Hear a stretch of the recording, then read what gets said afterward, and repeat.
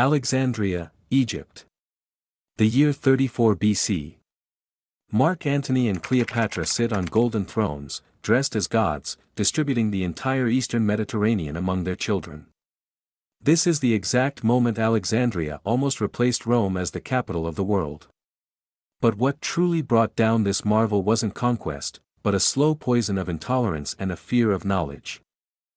Today, on Vanished Cities, we're reconstructing the most sophisticated city of the ancient world at its absolute peak, a universal metropolis of 600,000 people, a lighthouse visible 50 kilometers out to sea, a library holding all human knowledge, and engineers building steam engines 1,800 years before the Industrial Revolution. We will walk streets where East met West, and uncover how this ancient wonder teaches us a profound lesson about the fragility of civilization. In April 331 BC, Alexander the Great stood on a narrow strip between the Mediterranean and Lake Mareout. He had just conquered Persia and was about to found a city that would outlast his empire by 1,000 years. He ordered his architect, Dinocrates of Rhodes, to design the city. But Alexander never saw his masterpiece completed. Dinocrates designed it according to Hippodamian principles, a perfect grid. The main avenue, the Canopic Way, ran east-west for 5 kilometers, wide enough for 8 chariots abreast. In May 331 BC, weeks after founding Alexandria, Alexander marched east. He died in Babylon in 323 BC, at the age of 32, never having returned. His general Ptolemy, now ruling Egypt, made a calculated move. He intercepted Alexander's funeral procession and brought the body to a magnificent tomb at the city's heart. This wasn't grief, it was political genius. Whoever possessed Alexander's body possessed legitimacy, turning Alexandria into the ultimate pilgrimage site of the ancient world. Ptolemy I Soter, the savior, began construction. The Heptastadion, a massive causeway 1.2 kilometers long, connected the mainland to Pharos Island, creating 2 harbors, the Great Harbor to the east, and the Ionostos Harbor to the west. This transformed Alexandria into the Mediterranean's premier port. But Ptolemy wanted more than commerce, he wanted to make Alexandria the intellectual capital of the world. He proposed something audacious, a Mouseion, a temple to the Muses, as a research institution. And attached to it, a library that would collect all human knowledge. The seed was planted. Alexander never saw his city, but from his tomb, a metropolis would rise that would dwarf anything the Greek world had imagined. By the reign of Ptolemy II Philadelphus, Alexandria had become the second largest city in the ancient world, with a population of 500,000 to 600,000. Only Rome was larger. But Alexandria wasn't just large, it was diverse, deliberately, structurally, and explosively so. The city was divided into 3 distinct ethnic quarters, each with its own character, governance, and tensions. The Bruchium, the royal quarter, occupied the northeast section along the waterfront. This was where Greeks lived, where the Ptolemaic palace complex sprawled across vast areas of marble columns and manicured gardens. The Mouseion and library were here, alongside the gymnasium and the theater. Only Greeks held full citizenship and participated in governance. The Ptolemies, despite ruling Egypt for 3 centuries, spoke Greek, worshipped Greek gods, and deliberately maintained Hellenistic culture to exclude non-Greeks from power. The Jewish quarter occupied the northeast Delta district. Alexandria hosted one of the largest Jewish communities in the ancient world, perhaps 100,000 people. They had significant autonomy, governed by an ethnarch and their own council of elders. The community was prosperous, integrated into trade networks, and produced the Septuagint, the first Greek translation of the Hebrew Bible, making Jewish scripture accessible to the Hellenistic world. The Egyptian quarter, called Rhodotis, occupied the southwest. This was where native Egyptians lived, the people who actually built this land, whose civilization stretched back 3,000 years. They had no citizenship rights, no political power. They performed manual labor, worked the docks, and served in Greek households. This cultural apartheid was deliberate, the Ptolemies maintained Greek dominance through systematic exclusion. This was the paradox of Alexandria, universal in ambition, segregated in practice. But what made Alexandria extraordinary wasn't just its diversity, it was its engineering. Rising from Pharos Island, visible from every point in the city and 50 kilometers out to sea, stood one of the 7 wonders of the ancient world. The Pharos Lighthouse, commissioned by Ptolemy I and completed under Ptolemy II around 247 BC, redefined what humans could build. The architect, Sostratus of Cnidus, designed a 3-tiered tower, a massive square base to withstand Mediterranean waves, an octagonal middle section, and a cylindrical top housing the beacon. Height estimates vary, somewhere between 100 and 150 meters, making it among the tallest structures on Earth. White marble blocks were fitted with such precision they seemed to glow. But the real innovation was structural. The blocks were joined with molten lead poured into channels between the stones, creating flexibility that allowed the tower to sway slightly in earthquakes rather than crack. At night, a massive fire burned at the top, visible from approaching ships. During the day, a concave bronze mirror reflected sunlight, creating a beam that guided navigation. Some ancient sources claimed the mirror was powerful enough to set enemy ships on fire, though this is likely an exaggeration. Alexandria had replaced Tyre as the Mediterranean's premier trading hub. The great harbor buzzed with a mix of Greek, Egyptian, Aramaic, and Latin as merchants traded silk from the Far East, ivory from Africa, and grain from the Nile Delta.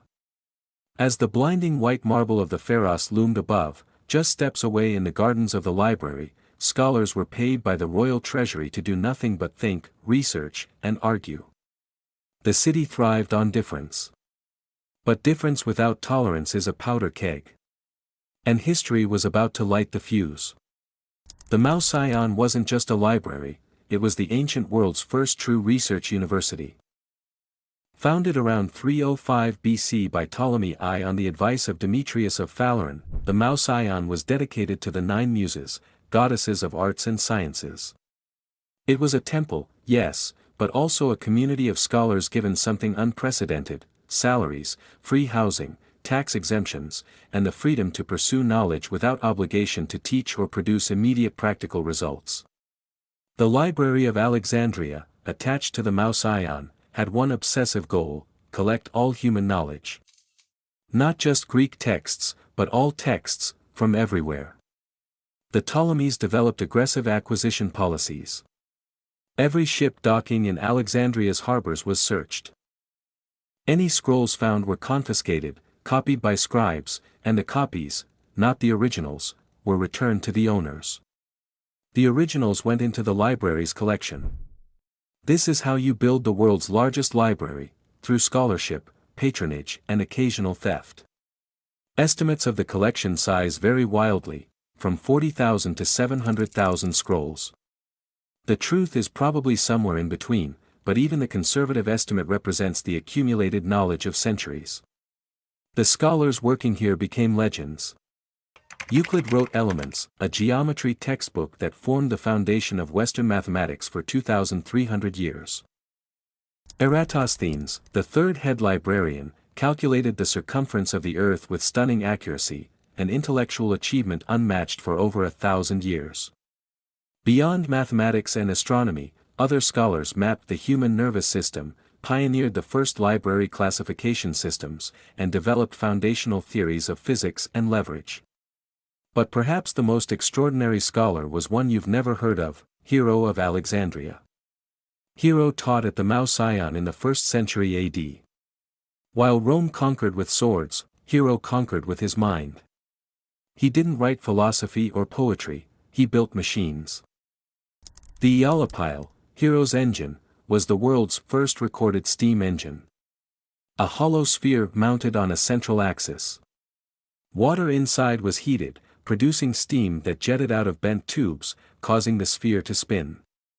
It was a toy, a demonstration. But it proved that steam pressure could create mechanical motion. James Watt wouldn't build a practical steam engine until 1,800 years later. Hero designed automatic doors for temples.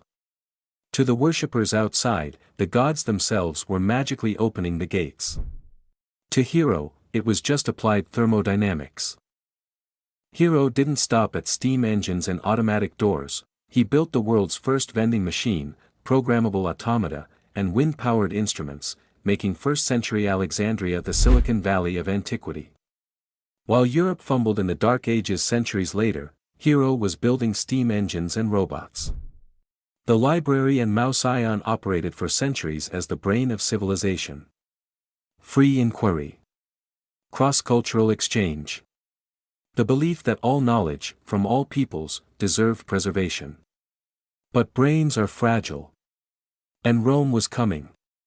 And Rome played by different rules. In 48 BC, Julius Caesar arrived in Alexandria and stepped right into a civil war between 15-year-old Ptolemy XIII and his 21-year-old sister, Cleopatra. Caesar backed Cleopatra, a brilliant, multilingual scholar of the Mouseion.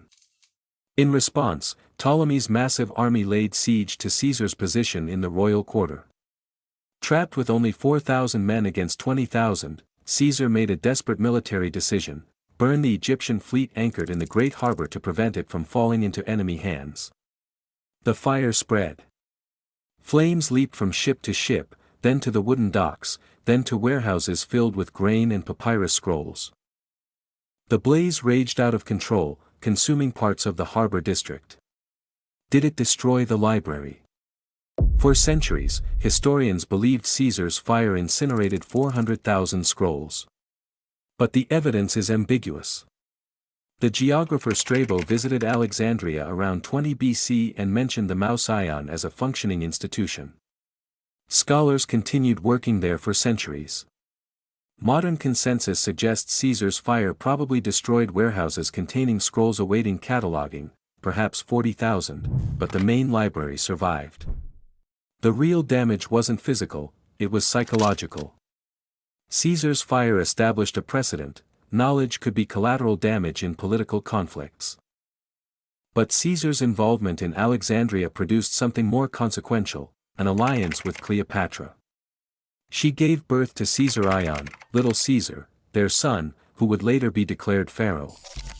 Caesar returned to Rome and was assassinated in 44 BC. Mark Antony, one of his successors, took control of the eastern Mediterranean. And he, too, fell under Cleopatra's spell, though describing it as mere seduction misses the point. This was a political and military alliance between two of the most powerful people on earth. In 34 BC, after conquering Armenia, Antony staged a Roman-style triumph, but not in Rome. In Alexandria. The entire city was summoned to the gymnasium for the donations of Alexandria. Dressed as gods, Antony as Dionysus Osiris and Cleopatra as Isis Aphrodite distributed vast territories across the eastern Mediterranean among their children. They proclaimed Caesarion as King of Kings, making a bold statement to the empire. This was the moment Alexandria almost replaced Rome as the capital of the world.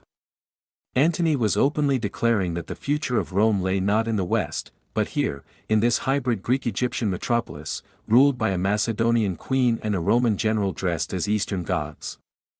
The ceremony was a spectacular display of wealth, power, and arrogance.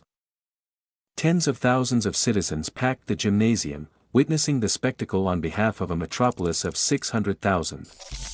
The message was clear: Alexandria, not Rome, was the center of the new world order. But this hubris sealed their fate. In Rome, Octavian, Caesar's heir and Antony's rival, used the donations as propaganda. Antony had betrayed Rome, given away Roman territory to a foreign queen, and declared allegiance to Egyptian gods. The Senate stripped Antony of authority and declared war on Cleopatra. In 31 BC, Octavian defeated Antony and Cleopatra's combined fleet at the Battle of Actium. Antony and Cleopatra fled to Alexandria. As Octavian's forces approached in 30 BC, Antony committed suicide. Days later, Cleopatra died, probably by poisoning, not an ASP bite. Octavian, soon to become Augustus, the first Roman emperor, entered Alexandria victorious. Egypt became a Roman province, but a special one. It was the personal property of the emperor. No senator could even visit without imperial permission. The Ptolemaic dynasty, which had ruled for 3 centuries, ended. Alexandria, which almost became the capital of the world, was now a possession of Rome. But tolerance was eroding. And when religious fury exploded, nothing would survive. Under Roman rule, Alexandria's population remained stable around 600,000. The city continued its role as the Mediterranean's premier port. But now it served a new function, the Annona. The city became the heart of the Annona, Rome's grain dole. 1/3 of the wheat that fed Rome's million inhabitants flowed through Alexandria's harbors. If these massive grain fleets were delayed by storms, riots erupted in Rome. Rome conquered the world with legions, but Egypt fed those legions. Alexandria literally had the Roman Empire eating from its hand. But the city's ethnic powder keg was heating up. In 38 AD, the Jewish king Agrippa I visited Alexandria. His arrival sparked violent riots between the Greek and Jewish communities. Greeks mocked Agrippa, staged humiliating parodies, and desecrated synagogues. Jews retaliated. Roman authorities cracked down on both communities, but the damage revealed a truth: Alexandria's celebrated diversity was a facade. The 3 communities, Greek, Jewish, Egyptian, lived side by side but increasingly hated each other. The tensions were religious, ethnic, and economic. Greeks resented Jewish commercial success. Egyptians resented Greek political dominance. Jews feared both groups. And as Christianity spread through the empire in the 2nd and 3rd centuries, a new fault line appeared: pagan versus Christian, with Christians themselves divided between moderates and zealots. By the 3rd century AD, the library's glory days were fading. Imperial patronage decreased. Other cities built rival institutions. The Mouseion still functioned, but it was no longer the undisputed brain of the world. Alexandria thrived on diversity. But diversity without tolerance is a powder keg. Rome lit the fuse in 48 BC with Caesar's fire. For 400 years, it smoldered. Then it exploded. On July 21, 365 AD, at dawn, the earth trembled. An earthquake, magnitude 8.0 or greater, struck off the coast of Crete, 400 kilometers from Alexandria. The shaking was violent but brief. Then something terrifying happened. The sea withdrew. The Mediterranean pulled back from Alexandria's shores, exposing the seafloor. Ships rested on sand. Fish flopped in the morning sun. People rushed out to gather stranded sea creatures, to explore this impossible landscape. The tsunami struck Alexandria with apocalyptic force. Walls of water crashed over the Heptastadion, over the harbors, over the low-lying districts. Ships were picked up and hurled inland, some found later on rooftops of buildings 3.2 kilometers from shore. 5,000 people died in minutes. The Bruchium, the royal quarter, was hardest hit. The marble palaces where Ptolemy's and Cleopatra's once ruled were smashed. Over the following centuries, weakened by seismic liquefaction and rising seas, the entire northeastern waterfront would gradually sink 6 meters into the Mediterranean. Cleopatra's palace disappeared beneath the Mediterranean, swallowed by the sea. The tsunami didn't destroy Alexandria, but it drowned the city's heart, the royal quarter where Cleopatra almost made Alexandria the capital of the world. Meanwhile, the Pharos Lighthouse, the wonder that had stood for over 1,000 years, began its own slow death. Weakened by centuries of relentless seismic activity, including massive earthquakes in 1303 and 1323, the 1,600-year-old structure finally collapsed. Only a broken stub remained of the tallest lighthouse ever built. The city rebuilt, but it was a diminished Alexandria, traumatized and increasingly divided by religious hatred. In 391 AD, the Christian Roman Emperor Theodosius I issued a decree: all pagan temples in the empire were to be closed or destroyed. In Alexandria, the Christian patriarch Theophilus seized the opportunity. He incited a Christian mob to destroy the Serapeum, the great temple to Serapis, the hybrid Greek-Egyptian god. The Serapeum housed a subsidiary library, sometimes called the daughter library, containing thousands of scrolls. The mob burned it. The statue of Serapis was pulled down and hacked to pieces. The temple was demolished, stone by stone. This was the moment the Library of Alexandria truly died, not from Caesar's accidental fire 400 years earlier, but from deliberate religious violence. In 415 AD, the violence reached its ultimate expression. Hypatia, a brilliant mathematician, astronomer, and the city's most prominent intellectual, was targeted. A Christian mob, incited by Cyril, the Patriarch of Alexandria, dragged Hypatia from her chariot, stripped her, and tore her apart with broken pottery shards. Her dismembered body was burned. Hypatia's murder symbolized the death of intellectual tolerance in Alexandria. The city that once invited all scholars now killed them for teaching the wrong philosophy. In 641 AD, Arab-Muslim forces conquered Alexandria. The new rulers moved Egypt's capital south to Fustat, which would become Cairo. Alexandria, once the second largest city in the world, lost its political significance. Trade routes shifted. The population collapsed. By the late Ottoman period, Alexandria was a fishing village with 10,000 inhabitants. In 1994, underwater archaeologists Jean-Yves Empereur and later Frank Gaudio dove into Alexandria's harbor. They discovered massive blocks of marble and granite, pieces of the Pharos, resting on the seafloor. Statues. Sphinxes. Columns from Hellenistic temples. The royal quarter, submerged since 365 AD. The Pharos still exists, it's just underwater now, broken into 10,000 pieces, scattered across the Mediterranean floor.